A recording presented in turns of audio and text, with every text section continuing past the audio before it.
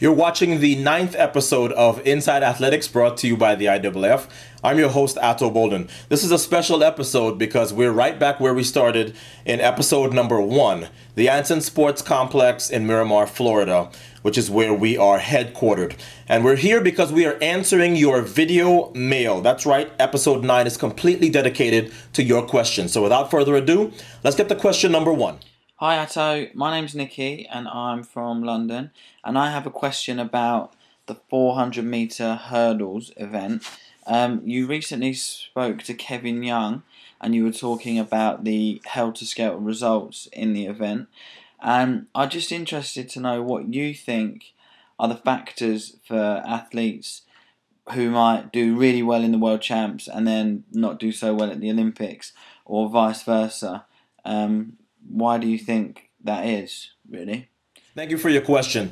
Now, this is obviously a reference to episodes 4 and 5 when the 400-meter world record holder, Kevin Young, was our guest, and we were bringing up the fact that it's so topsy-turvy at the top of this event. In 2009, Karan Clement was the world champion. In 2011, Di Green was the world champion. And then in 2012, Felix Sanchez, who won his first Olympic title back in 2004, ended up being Olympic champion again. So I called up Kevin Young in preparation for this episode. And he said, you know, it could be the coaching, that the coaching is not consistent. A couple of those guys in those ranks have left their coaches and gone other places. Karan Clement comes to mind. But I think one of the other things that you were not thinking about is the fact that the 400-meter hurdles is such a difficult event. There's a lot of debate as to whether the 400 flat or the 400-meter hurdles event is the hardest on the track. I think it's a difficult event, and I also think that no other event is so dependent on a pattern. And the guys that you talk to in this event will tell you that you have 10 barriers. That means you have 10 different things that can go wrong in terms of your step pattern. So Kevin Young thinks it's because there's a little bit of inconsistency in the coaching, and I think that it's also because this is the most difficult event, arguably, on the track. Hi, Otto. Who do you see as the contenders for the women's 100-meter title at the World Championships this year? Bye! Thank you for your question. Well, the women's 100-meter dash is one of the most competitive events on the track. Shelly-Ann Fraser-Pryce has all the titles that matter, except in 2011 when Carmelita Jeter of the USA defeated her to win the World Championship. So Carmelita Jeter, I think, is certainly a contender, and she will be keen to defend her World Championship crown. But I think there's something in Shelly-Ann Fraser-Pryce that will want to prove that, look, 2011 was just a down year for me, and since 2008, that's the only title that I have not won. I think more interesting is who's going to get third, because that field could probably come from Veronica Campbell-Brown, Kellyanne Baptiste of Trinidad and Tobago, maybe an up-and-coming American.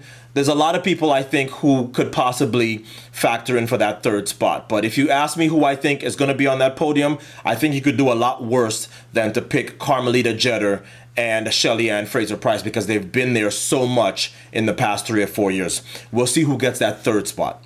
Hey Atto, I've got a question for you. What do you think about Renaud Lavinelli, the French pole vaulter whose 6.07 meter jump was not validated? Thank you for your question from one of my favorite places on earth, Stade Louis II in Monaco, Monte Carlo. Yes, I saw this.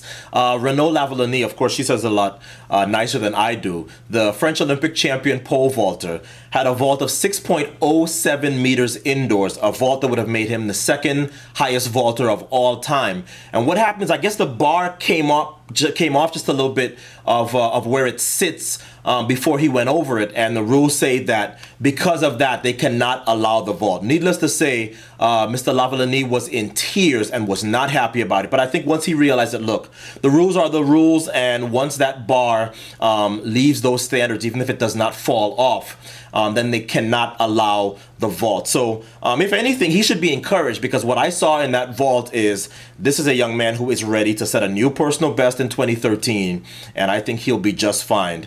He may even take some shots at that long-standing world record. So he was upset at the time, but I'm sure he'll be fine in 2013.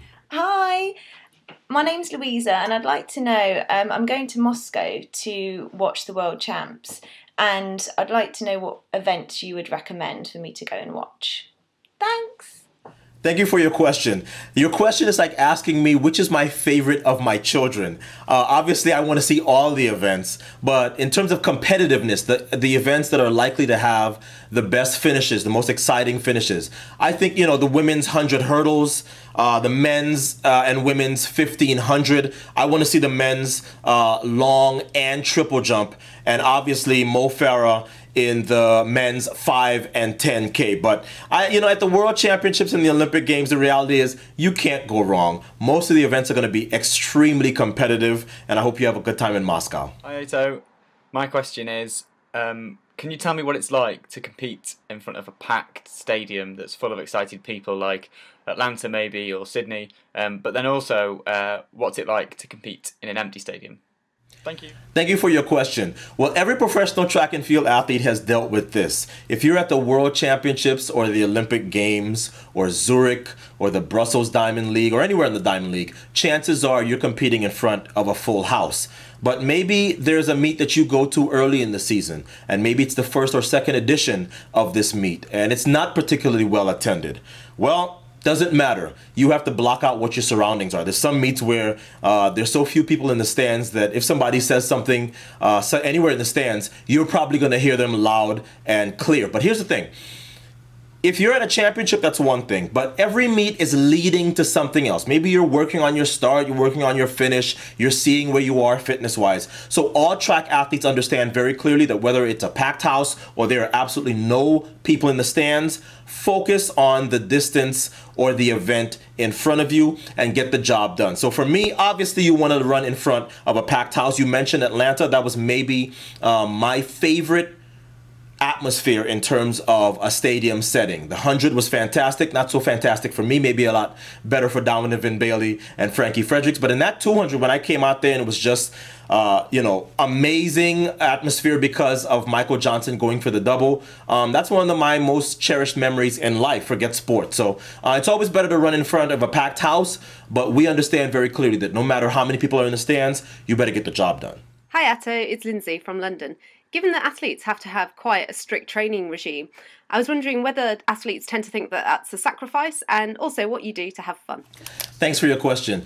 Athletes understand very clearly, especially the professional track and field athletes, that look, I have to do ice baths and massages and acupuncture, stuff that I do not like to do. They all would like to eat like garbage, but they understand very clearly that if they want to get the best out of their bodies, they have to eat stuff that maybe they wouldn't eat if they were not track and field athletes. But all athletes understand, if you're obsessive about winning, and all athletes at this level are, you have to do whatever it takes to get the job done. So if that involves doing things that you don't necessarily enjoy, then so be it. In terms of fun, I don't know what fun is. I'm always working, but no, I have so much fun doing my job and going all around the world, being at the best track and field events on the planet. I don't really have anything that I do for fun other than going to the movies. Going to the movies is really my thing, and I'm a big movie buff. So thanks for your question.